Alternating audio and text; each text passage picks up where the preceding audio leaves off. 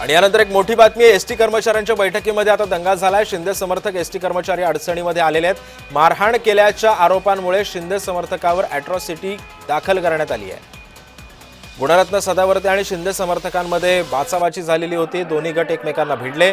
ST कर्मचाऱ्यांच्या 2 गटांमध्ये तुफान भांडणं काल झाली होती।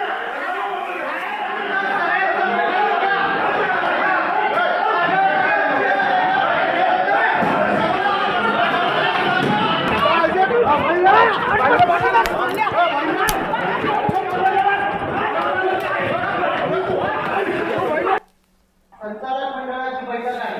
यामध्ये कुणीही रेकॉर्डिंग करून बाहेर याचा आउटपुट जाता कामा नये। या ठिकाणी अशा प्रकारचं चालू आहे।